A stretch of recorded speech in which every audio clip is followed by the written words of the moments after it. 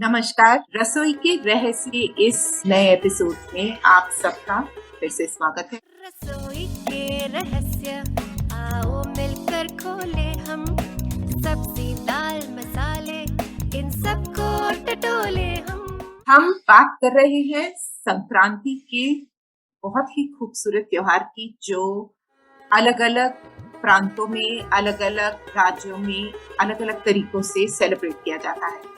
So we started with this festival in the new year with the thought that since it's the first festival that is celebrated in the year in our country, we should speak of the variety of ways that it is celebrated in different regions. We've already spoken about the South. In case you haven't already heard the episode, the link will be shared with you in the description box. Today, we are moving over to the West and more specifically Gujrat. Our guest today is going to talk to us about her experiences with Sankranti, what she remembers, their traditions, and of course the food, because at the end of the day, that's what it's all about. My guest today is Neha Kulshreshtha in Ahmedabad. She has been a very close friend for many years. We were classmates in the Institute of Hotel Management in Hyderabad. She has traveled very widely over work and other reasons as well. She is somebody who has worn many different hats. She has done hoteliering, she has done facilitating, she's done facilities, she's done training, she's a mom. She's a fabulous cook. She loves to cook. She loves to feed. I bear personal testimony I have to her fabulous cooking. And she experiments a great deal with her food. And I can assure you, everything that she does extremely well. So it is my absolute pleasure to welcome my good friend Neha on Rasoi Ke Rahasya. Neha, welcome to Rasoi Ke Rahasya, and thank you so much for accepting to have this chat with us. My pleasure, Payal, and thank you so much for that glowing introduction.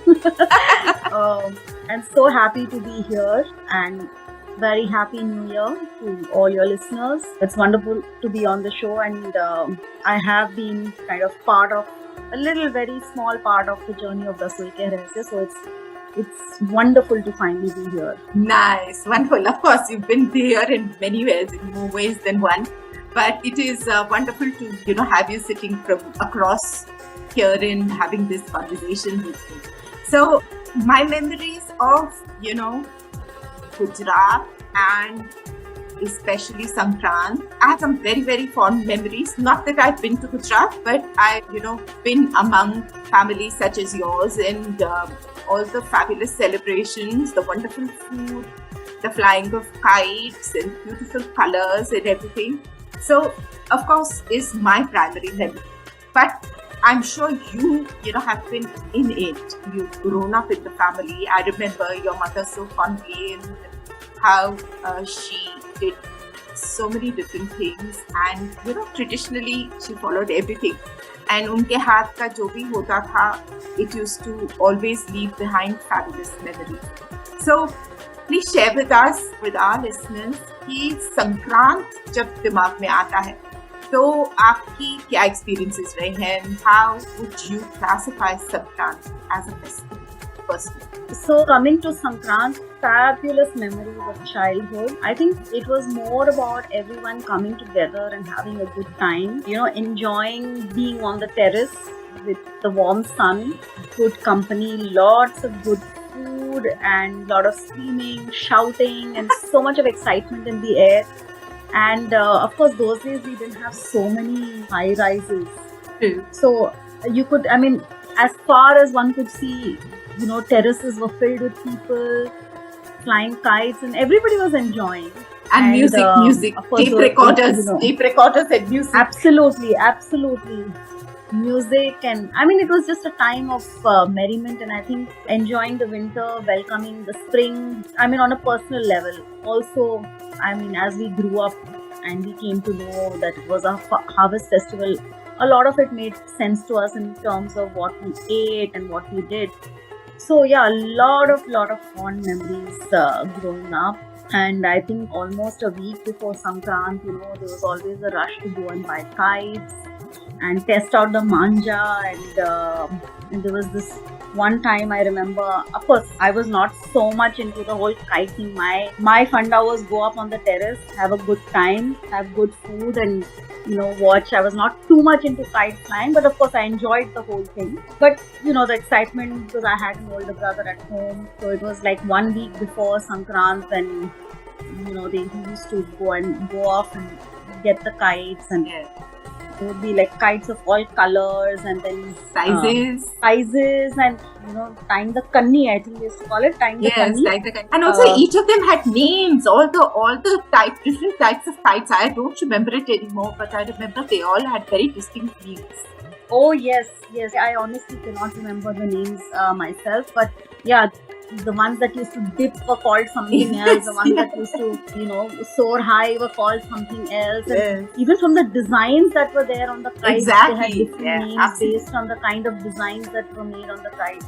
But I remember it was a big thing, like the kannis would be tied, and kites would be kept ready with the manja. Manja would be like tested out to see. And I remember the boys in the locality would, once they had bought their own set of the charkis, around which the manja was tied, and they would have these manja fights on ground to test whose manja was sharper. Yes. So yeah, I mean, it was a great time. And I remember there was this one particular year when the boys in our locality decided to make the manja themselves. Oh God. And there were these threads, bundles of thread that came, the basic cotton thread, and they were tied around the trees. And none of the empty glass bottles in the house was spared, because the glasses were broken, the bottles were broken, and you had those silbatta during our times where we never had those fancy mixies and all. Correct. Yeah, so I remember the guys grinding the glass on the silbatta, adding eggs, and I don't know what all went into it. And there were these sharp pieces of glass, and they used to wear these heavy gloves, and that whole thing around the thread to make the manja. Yeah, so that was one thing that stood out, because that kind of went on for weeks, where glass was ground, and I don't know what all went on. So that's one great memory. And I also remember that we were in a house that had a terrace.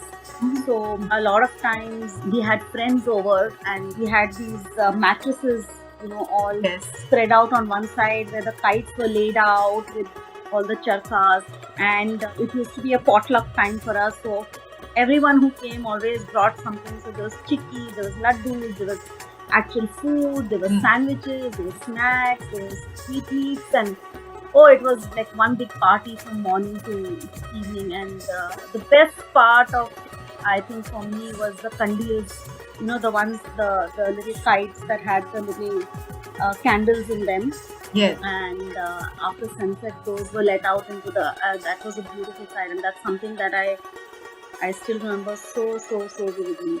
Our ancestral home also had a huge terrace, so sometimes it was at our ancestral home, sometimes it was at our place. But it was always a time when neighbors, friends, everyone just got together in one place, pulled in food, pulled in kites, and of course there were competitions with other homes, and there were competitions within ourselves. Yes. So that was something, and we would always keep account of how many kites we cut and how many of ours got. So there was a count that was kept, and at the end of the day, we did a kind of a comparison. Yes. It was good fun for us kids growing up. It was great fun. I mean, that's honestly, Payal, in terms of traditions, I think growing up, I didn't care too much. As I said, for me, it was more about the fun, having fun, and waiting for all the friends to come over, and we kids had our own thing going, watching everyone and partaking in all the excitement. But in terms of traditions, I kind of started understanding, as I said, later on as we grew up. And I think once I got married, because of my husband being in a transferable job, and moved from state to state, and then learned a lot of things along the way. So I think I'm a little wiser today in terms of the tradition, but really growing up, didn't pay so much attention to what the traditions were.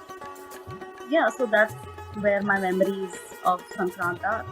But what now that you have picked up things along the way, whether it was living in Mumbai or whether it was living in Hyderabad or Chennai or whatever it is, today when you look at yourself and when you've brought up your children also with a whole lot of understanding of how things are done on a particular festival, what is it that you follow personally? Agar Sankrant aata hai, to what is it that is done in terms of, are there any specific rituals that are followed, maybe a day before Sankrant, like a Lodi, on Sankrant itself or something like that?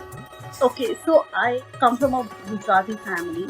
I'm married into a family that is partly from UP and partly Punjabi. My mother-in-law is from Sardar family. She's a Sardari. And my father-in-law is from UP. Unfortunately, never in all these years ever had the opportunity to spend Sankranti with my in-laws. But I started learning about Lodi more after I got married. Until then, it was okay, like there's some bonfire and you go and throw some stuff into it. But again, that bonfire was, I think, more associated with Holi more than the Sankrant, time of Sankranti. But I started understanding more about Lodi after I got married from my mother-in-law, and I used to see her relatives celebrating. I knew it's a big thing in the north. Yeah. Especially a baby's. I remember my husband's cousin had a baby, and it was like the child's first Lodi, and it was a big thing. It is. And that's when I realized the importance, the importance of Lodi and what Lodi exactly is. And I mean, that's when, and having lived in cities and never really seen village life, one doesn't really understand the importance of, harvest. For most city dwellers, it's like, okay, we learn about it, it's a harvest festival, but we don't realize what the importance of, the harvest means to a farmer. And that is something which I learned when I moved, cities. I've lived in Chennai, I've lived in Bangalore, I've lived in Agra, I've lived in, Ahmedabad, Baroda, Mumbai. So when you interact with people from different backgrounds, that's when you realize what things mean to people, Otherwise, we look at things very unidimensionally and sometimes think, okay, what's the big deal about this? It's only when you really sit down and understand, that's when you really start appreciating things. And I used to wonder why, but then you realize what the harvest, means to farmers and, why it's such a time of joy for them. Because literally, I mean, their whole life depends on them. The rest of the year or the rest of the season depends on how good the harvest is. Yeah. And so these are little things that I started learning and picking up. Once I got married, once we were moving around, and so I kind of understood the significance of Lodi. I understood the significance of a lot of things that we do, much later in life. And, we happen to... So I've lived more in Gujrat, though I'm a Gujarati. I lived more in Gujarat after I got married than I did before. Yes, I remember. I remember when we were in Ahmedabad and Baroda, oh my God, it used to be so much fun. It was like reliving my childhood all over again because, people in Gujarat are crazy about Uttarayan. Crazy is an understatement, like people wait for days, and I think from 7 in the morning, you see people up on the terrace. I always laugh and I tell my husband, I said, if you really want to live life, you have to learn it from a Gujarati. Because I don't think there's any festival, I'm not saying that because I am a Gujarati, but I don't think they let go of any occasion to celebrate. Yeah. So, Uttarayan, and actually, this is one place where kite flying is not for one day, it's for 2 entire days fire. Wow. So, like 14th is Sankranti and 15th is known as Vasi Sankranti, as in Vasi Sankranti. So, 2 whole days of kite flying, I think from 7 in the morning, people are on their terraces, as you said, with the music system. Yes. And hearing words of Kai Poche, everybody will... I think relate to it because there was a movie called Kaipoche. Yes, there was. Yeah. Kaipoche means kata hai or Kaat diya type. Yeah. Yeah, kaat diya. I mean, that's something as a Hyderabadi you would also associate Kate. with, Kate. Yes. Kate. Yeah. So basically, again, I think if you really look at it, the sentiment is same wherever you go. It's just a little few things here and there which I think people do a little differently. For example, I remember in Maharashtra, so till and good, if you really look all over, till and good are the two very commonly used ingredients during the winter month because they are warm, they give you warmth. And so in Marathi there's a saying called til gud ghya and god god bola. So basically til or gud lo or meetha meetha bole. But I mean, it sounds very simple that okay, you're distributing til gud laddus and all that, but it has a deeper meaning in the sense that it basically means that let's forget the past and remove the negativity. It's basically whether your friends or relatives or whatever in any relationship, let's forget the past, let's forget the negativity and move on with a sweet taste in our mouth, and let's sweeten the relationship. So very so profound. They actually say this to each other when they do. Very very. So they actually say this to each other when they are distributing sweets. So as I said, the sentiment is it's all about enjoyment. It's all about meeting. Very much like in the south, the Maharashtrians have the haldi kumkum ceremony also during Sankranti. So there in Maharashtra, it's more, I think it's over 3 days. Right. So the first day is I think they call it bhogi. There also they have the kite flying and stuff like that. And then one day they have the haldi kumkum. Ladies wear the traditional Nawari saris, the 9 yards, the traditional Maharashtrian sari, and they go to each other's homes and they, we exchange the haldi kumkum, which again in the south is also very common during the Dasera time. Yeah. And the third day is, I don't really remember, but it's something to do with some demon being killed. Like, so again, basically feeling of a victory of good over evil kind of sentiment. Yeah. So in Maharashtra that is, and then Puran Poli is the traditional food that is made during Sankranti. Is that in Gujrat and Maharashtra both? No, it's more in, of course, Puran Poli is eaten in Gujrat, but it's not so strongly associated necessarily with Sankranti. As Maharashtra, yeah. And sometimes, because it's a sweet Indian flatbread stuffed with jaggery and chickpea flour, this sometimes kind of couple it with a little sour dal called amti, so that it's like sweet and sour together. Okay. So there also there's the same thing, na? Khatta meetha, it all goes together. The good and the bad. It's basically the same thing. Yeah. So absolutely wonderful, so wonderful, and of course, like regionally. Yeah, unfortunately, they haven't really taken to kite flying. But in terms of food, we are all foodies. So I think we generally try and start the day in very typical Undhyu fashion with our favorite jalebi fafda. Yes. So fafda is again made of chickpea flour. They're long, almost like chips, you can say. Yeah. Chickpea flour chips, which are long and slightly thick. And again, that's because that's little bland. It kind of offsets the extra sweetness of the jalebis. And it is served with a papaya chutney and a sweet curry. So it's the whole set that comes together. Yum. And again, people normally don't end up cooking so much on Uttarayan because, as I said, the whole family is upstairs. Yes. But then I think all the preparations are made in advance so that everybody can enjoy being together. So typically, people order out for jalebi fafda is how we start the day. And then we have a very famous dish called Undhyu. Yes. Which is basically a mixture of different vegetables, most of which are found only during the winter months. They come for a very short period, and so like the main ingredient is something called the suki papdi, which is very similar to the abroad beans. Yes. I think in Hyderabad you call it chikudkaya. And the same pali, same ki pali. Same pali, yeah. So Yes, it's called same pali. different. Hmm.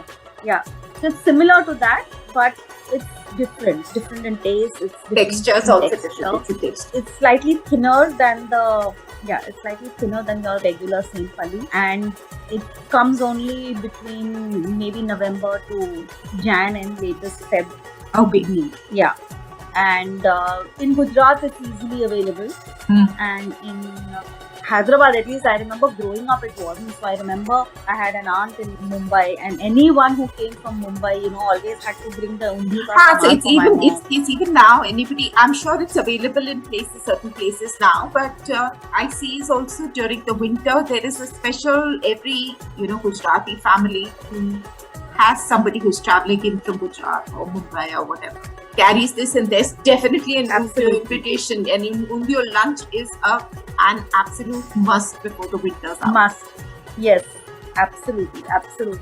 What about til? So, What about til? I want to just check with you about til in jaggery, because my memories of Gujarati family who we used to definitely meet during Sankranti was the til laddus and the til things that we used to carry. Not exactly gajak, but something similar. Is that part of tradition? Is that only because it is available during that season, or is it also given as an offering or something like that? See, absolutely right. While as you see, gur and til are two ingredients that are used commonly throughout India during the winter months in different forms. So, like as you rightly said, in the north it is more like your gajak and gravy, and in Maharashtra and Gujarat we have our til ka laddus. Yes. Which is again yes. And so there are what we call them til laddus only. So that is also, again, as I said, part of the sweet meats that are distributed during Diwali. And then you have the chikki also.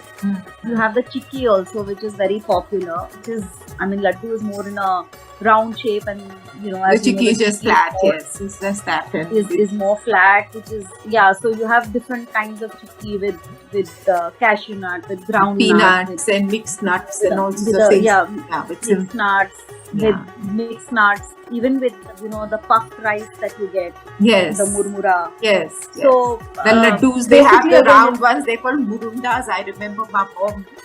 They call them murunda, the jaggery and murmura ka laddus. Absolutely. And also, this is the time when gur is freshly made.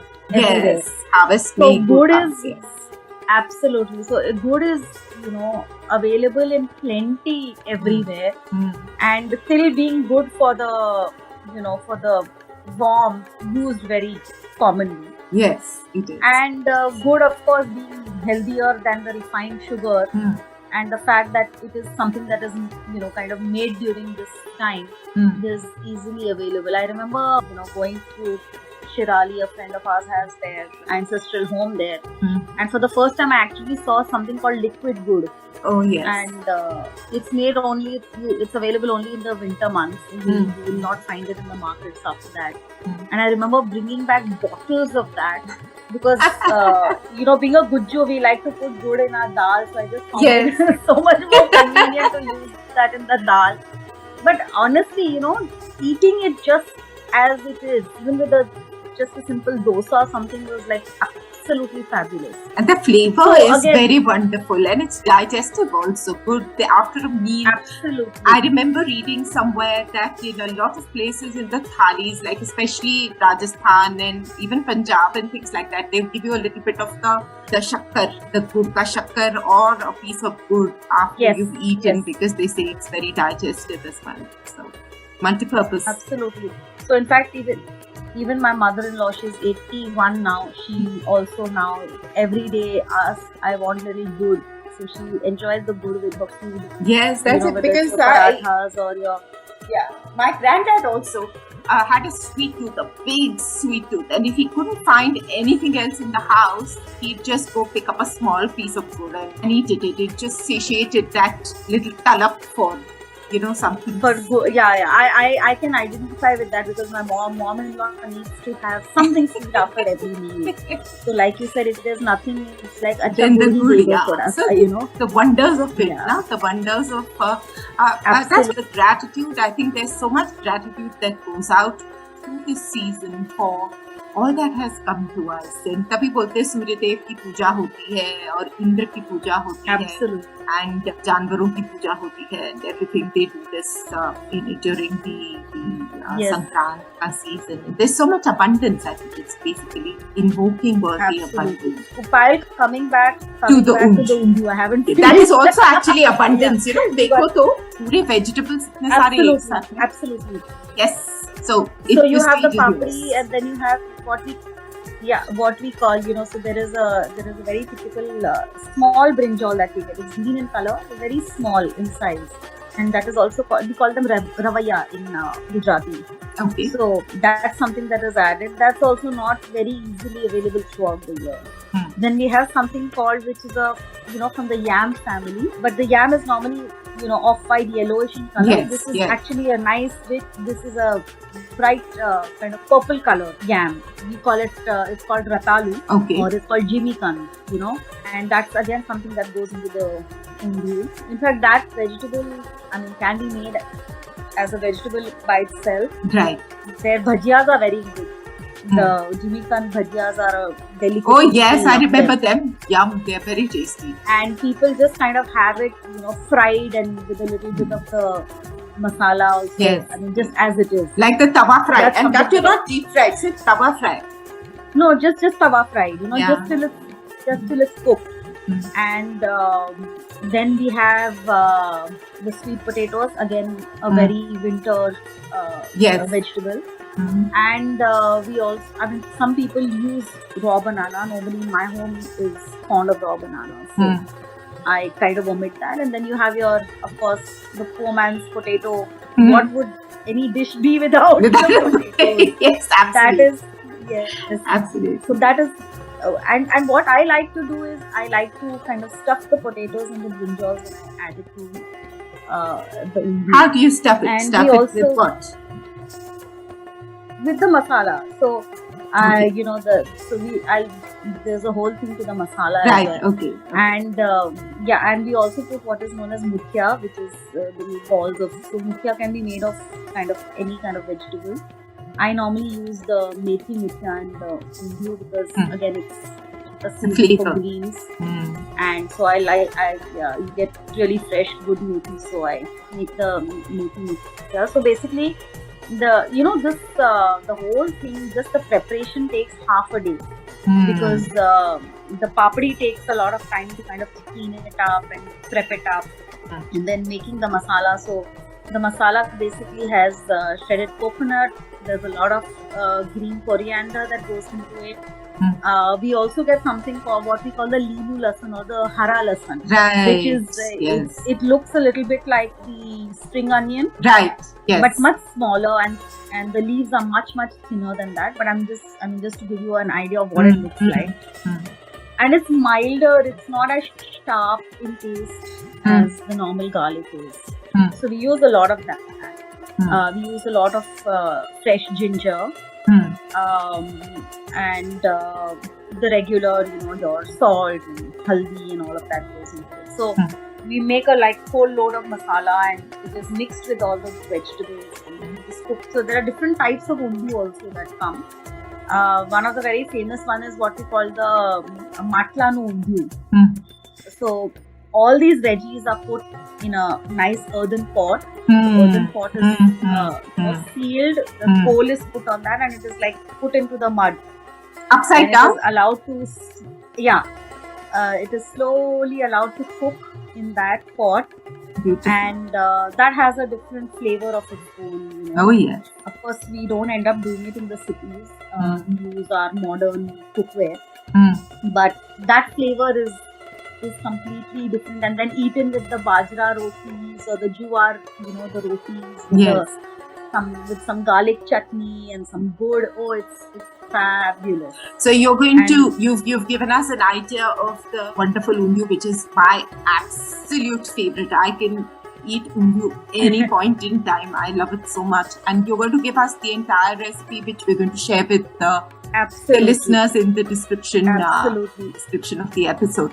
Because you can't, I know that there's so much that goes into it. It's a burst of flavors. Absolutely. And what I normally do is, because these vegetables are not available throughout the year, I make lots of it and I kind of freeze it. And then after we are done using the one in the freezer, my son says, "Okay, mom, why don't you now make the summer undhyu?" So the summer undhyu is more kind of trying to replicate the vegetables. As I said, the papdi gets replaced by the chikurkaya or the same. Of course, the potato remains. I've also eaten tindli in it. Some people put tindli also in it. Yeah, so you just try and instead of the ravaya and the small brinjals that I was telling you. So some people use tindli. You can, you just try and replicate the vegetables, textures and the one that you can find. Yeah. Yes, but the masala remains the same. So once you have the masala, you can kind of use it with anything. And in any case, you're the queen of freezing things. You can find any off-season thing can be found in your freezer. Absolutely. Who better than you would know that? So that's the advantage of having connections in the right places. You get the right kind of food, the right kind of time that you really want to eat. This is absolutely fabulous. So is the cooking elaborate? I mean, like you said, prepping happens beforehand because everyone has a very, very hectic schedule of flying kites. So the food that is usually eaten that day is anything that anybody gets, since it's generally a community meal. Everyone ends up eating together. And yes. Does undhyu? Yes, and as I typically see. Yeah, actually, undhyu is also, you can find it in a lot of stores here now. So people also kind of buy it off the stores, and or people make it a day in advance. You prep up everything, you make it a day in advance, and then you just have it. And because it's a one-pot thing, it's almost a one-pot. Absolutely. Thing. Yes, and you just have it with puri and shrikhand, or one can have it with we normally make curry at home.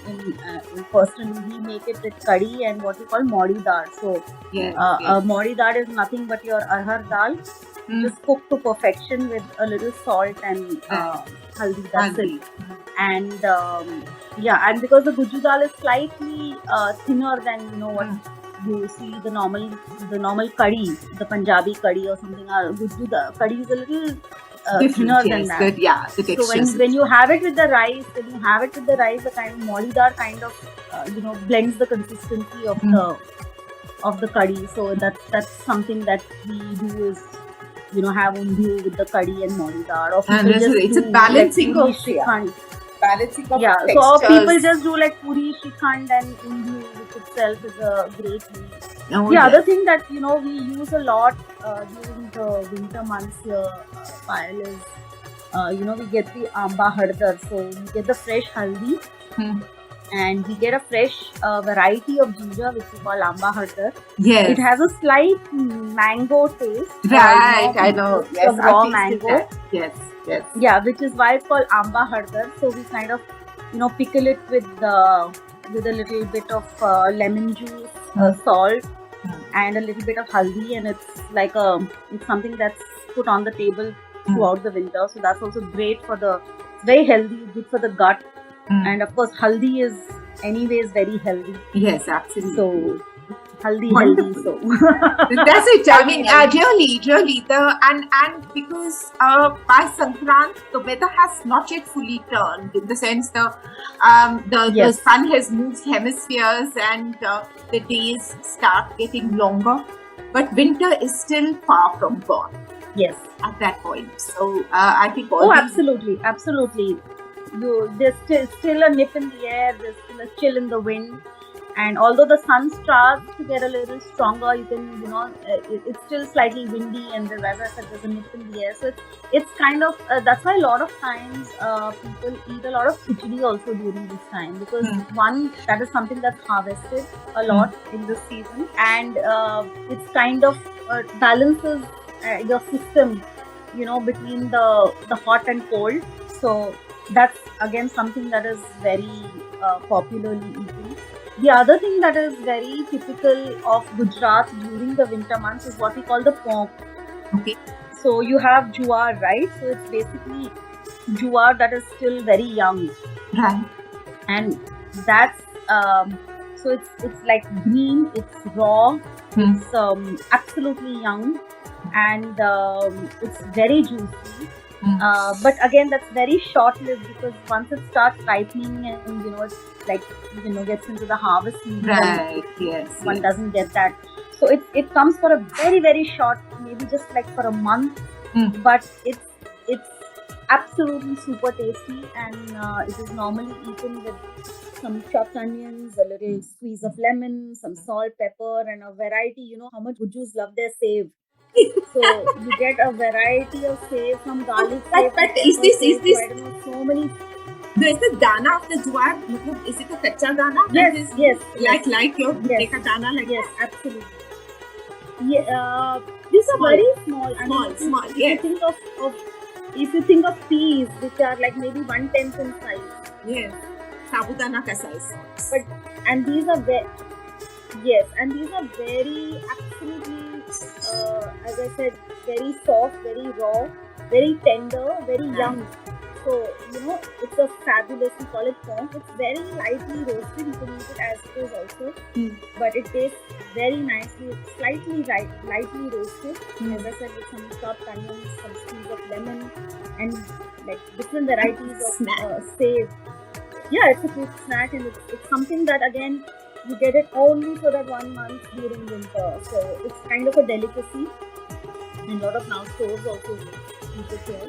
So that's again something that is eaten during these winter months. I think by the time Sankranti comes, it's almost gone. So probably a little before. Yeah, maybe. That's it. Yeah, because Sankranti means the harvest starts. So yes. In any case, but it's amazing to think. Two things that you think of when you think of Sankranti, right? Top of the head is kites and food. That's about it.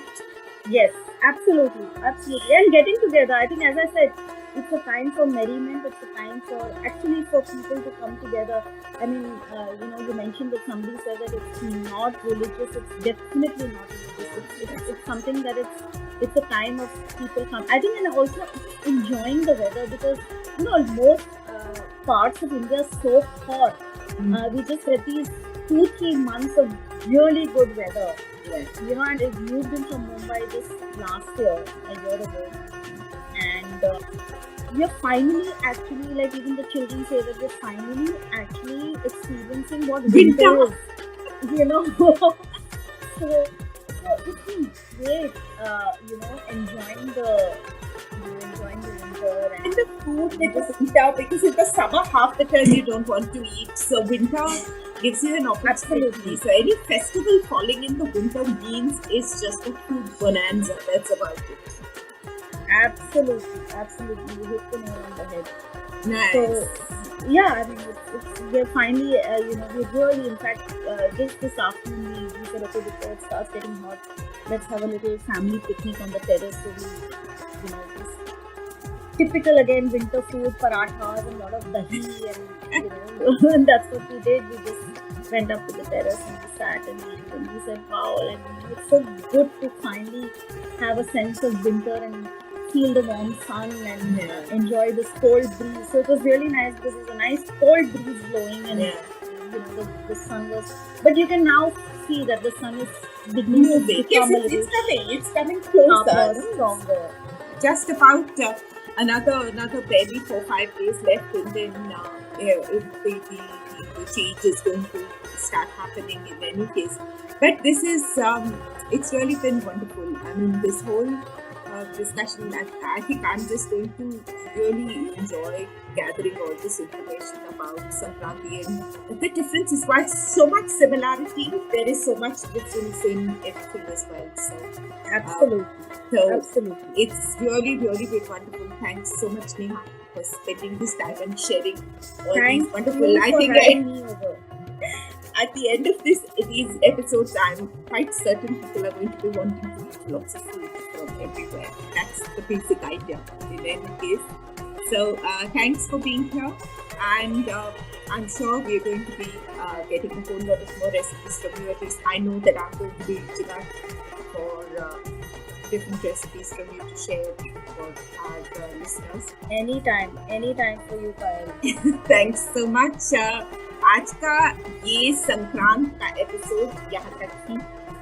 आप सुनिए और बताइए आपको ये कैसा लगा। जुड़े रहिए हमारे साथ इंस्टाग्राम और फेसबुक पर। रसोई के रहस्य से अगले एपिसोड तक आपसे विदा लेते हुए नमस्कार।